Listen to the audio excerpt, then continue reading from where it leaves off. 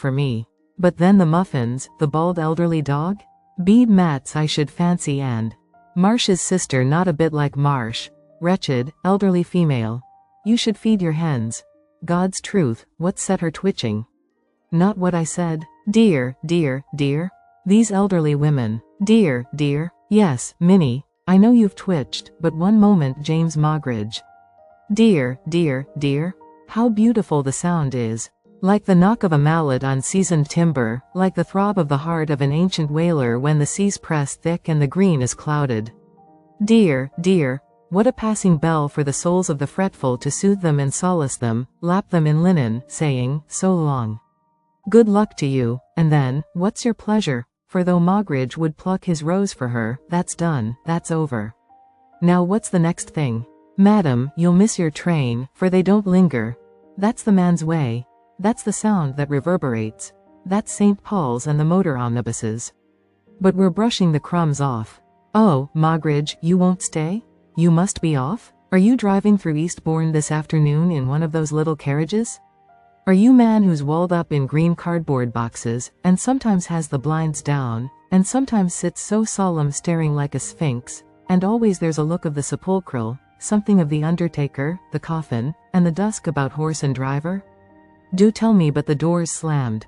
We shall never meet again. Moggridge, farewell. Yes, yes, I'm coming. Right up to the top of the house.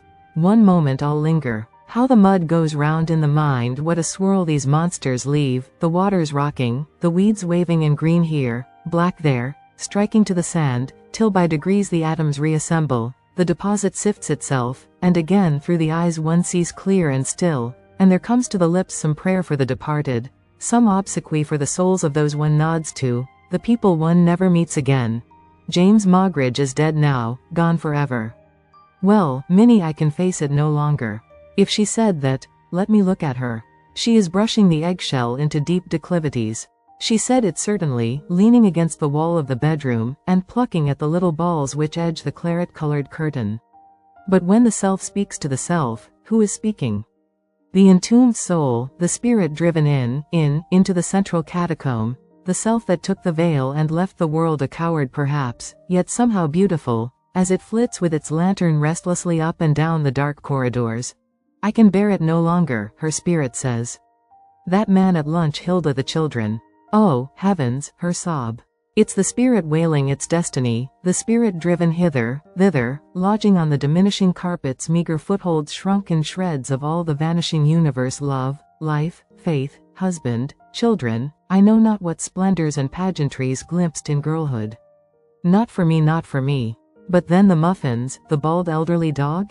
Bede Mats I should fancy, and the consolation of underlinen. If Minnie Marsh were run over and taken to hospital, nurses and doctors themselves would exclaim, there's the vista and the vision, there's the distance, the blue blot at the end of the avenue, while, after all, the tea is rich, the muffin hot, and the dog Benny, to your basket, sir, and see what mother's brought you. So, taking the glove with the worn thumb, defying once more the encroaching demon of what's called going in holes, you renew the fortifications, threading the grey wool, running it in and out, across and over, spinning a web through which God himself, hush, don't think of God. How firm the stitches are. You must be proud of your darning. Let nothing disturb her. Let the light fall gently, and the clouds show an inner vest of the first green leaf. Let the sparrow perch on the twig and shake the raindrop hanging to the twig's elbow. Why look up? Was it a sound, a thought? Oh, heavens, back again to the thing you did, the plate glass with the violet loops? But Hilda will come. Ignominies, humiliations, oh. Close the breach. Having mended her glove, Minnie Marsh lays it in the drawer. She shuts the drawer with decision. I catch sight of her face in the glass. Lips are pursed, chin held high. Next she laces her shoes. Then she touches her throat. What's your brooch? Mistletoe or merry thought? And what is happening? Unless I'm much mistaken, the pulse is quickened, the moment's coming, the threads are racing, Niagara's ahead. Here's the crisis. Heaven be with you. Down she goes. Courage, courage. Face it, be it. For God's sake, don't wait on the mat now. There's the door. I'm on your side. Speak. Confront her, confound her soul. Oh, I beg your pardon. Yes, this is Eastbourne. I'll reach it down for you. Let me try the handle. But, Minnie, though we keep up pretenses, I've read you right. I'm with you now. That's all your luggage? Much obliged, I'm sure. But why do you look about you? Hilda don't come to the station, nor John, and Moggridge is driving at the far side of Eastbourne. I'll wait by my bag, ma'am, that's safest. He said he'd meet me. Oh, there he is. That's my son. So they walk off together. Well, but I'm confounded. Surely, Minnie, you know better. A strange young man. Stop. I'll tell him, Minnie. Miss Marsh. I don't know though. There's something queer in her cloak as it blows. Oh, but it's untrue, it's indecent. Look how he bends as they reach the gateway. She finds her ticket. What's the joke? Off they go, down the road, side by side. Well, my world's done for. What do I stand on? What do I know? That's not Minnie. There never was Moggridge. Who am I? Life's bare as bone. And yet the last look of them, he's stepping from the curb and she following him round the edge of the big building, brims me with wonder, floods me anew. Mysterious figures. Mother and son. Who are you? Why do you walk down the street? Where tonight will you sleep, and then, tomorrow? Oh, how it whirls and surges, floats me afresh. I start after them. People drive this way and that. The white light splutters and pours. Plate glass windows. Carnations, chrysanthemums, ivy in dark gardens, milk carts at the door. Wherever I go, mysterious figures, I see you, turning the corner, mothers and sons. You. I hasten, I follow. This, I fancy, must be the sea. Grey is the landscape. Dim as ashes, the water murmurs and moves. If I fall on my knees, if I go through the ritual, the ancient antics, it's you, unknown figures, you I adore. If I open my arms, it's you I embrace, you I draw to me, adorable world. The string quartet, well, here we are, and if you cast your eye over the room you will see that tubes and trams and omnibuses, private carriages not a few, even, I venture to believe, landaus with bays in them, have been busy at it, weaving threads from one end of London to the other. Yet I begin to have my doubts if indeed it's true, as they're saying, that Regent Street is up, and the treaty signed, and the weather not cold for the time of year, and even at that rent not a flat to be had, and the worst of influenza its after effects. If I bethink me of having forgotten to write about the leak in the larder, and left my glove in the train, if the ties of blood require me, leaning forward, to accept cordially the hand which is perhaps offered hesitatingly 7 years since we met. The last time in Venice. And where are you living now? Well, the late afternoon suits me the best, though, if it weren't asking too much, but I knew you at once.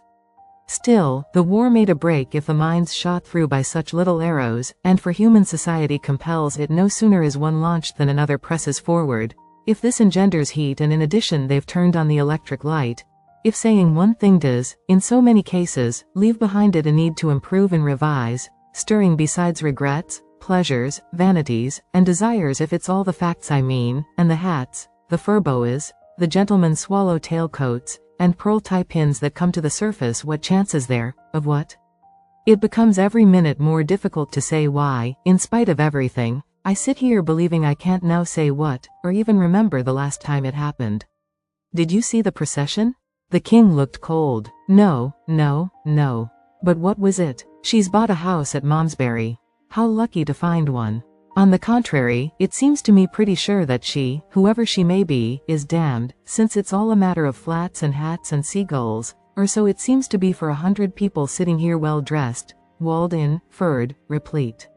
Not that I can boast, since I too sit passive on a gilt chair, only turning the earth above a buried memory, as we all do, for there are signs, if I'm not mistaken, that we're all recalling something, furtively seeking something. Why fidget? Why so anxious about the sit of cloaks and gloves, whether to button or unbutton? Then watch that elderly face against the dark canvas, a moment ago urbane and flushed, now taciturn and sad, as if in shadow. Was it the sound of the second violin tuning in the anteroom? Here they come, 4 black figures, carrying instruments, and seat themselves facing the white squares under the downpour of light. Rest the tips of their bows on the music stand. With a simultaneous movement lift them, lightly poise them, and, looking across at the player opposite, the first violin counts 1, 2, 3. Flourish, spring, burgeon, burst. The pear tree on the top of the mountain. Fountains jet, drops descend. But the waters of the Rhône flow swift and deep, race under the arches, and sweep the trailing water leaves, washing shadows over the silver fish. The spotted fish rushed down by the swift waters,